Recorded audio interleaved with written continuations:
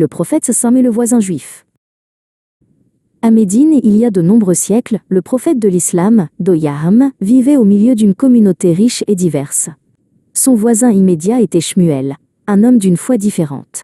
Bien que séparés par leurs croyances, le droit de voisinage les liait dans cette cité animée. Chaque matin, sans faute, Shmuel rassemblait ses ordures, déchets, restes de nourriture, cendres, et les déversait juste devant la porte du prophète, Eok.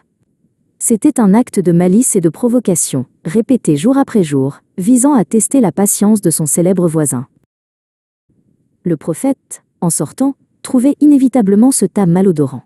Jamais il ne s'énervait. Jamais il ne se plaignait. Avec un calme inébranlable, il prenait le temps de nettoyer méticuleusement le seuil de sa maison, sans un mot d'amertume.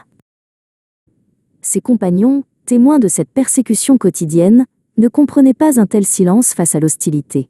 Le jeune Zayd lui demanda « Ô messager d'Allah, pourquoi ne lui répondez-vous pas? Pourquoi ne demandez-vous pas qu'il cesse ?»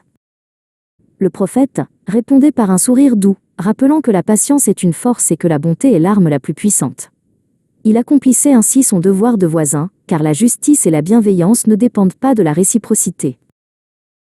Un matin, cependant, le prophète ne sortit de chez lui et ne trouva rien. La rue était propre. Le seuil était vide. Il fut immédiatement rempli d'inquiétude, car cette absence était la première rupture de cette routine amère. « Où est Shmuel ?» demanda-t-il, s'adressant aux passants.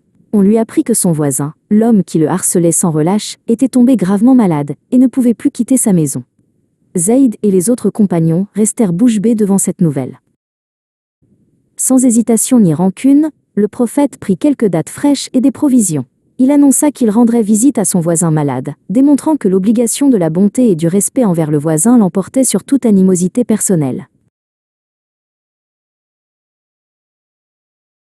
Le prophète frappa doucement. Il trouva Shmuel faible, alité, stupéfait de voir l'homme qu'il cherchait à humilier se tenir à son chevet. « Comment vas-tu, mon voisin ?» demanda-t-il avec douceur, son ton exempt de tout reproche.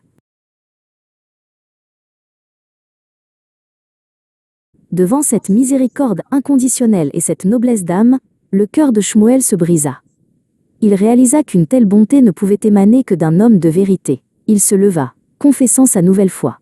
L'histoire témoigne que la coexistence pacifique commence toujours par la bienveillance et le respect mutuel, quelles que soient les différences.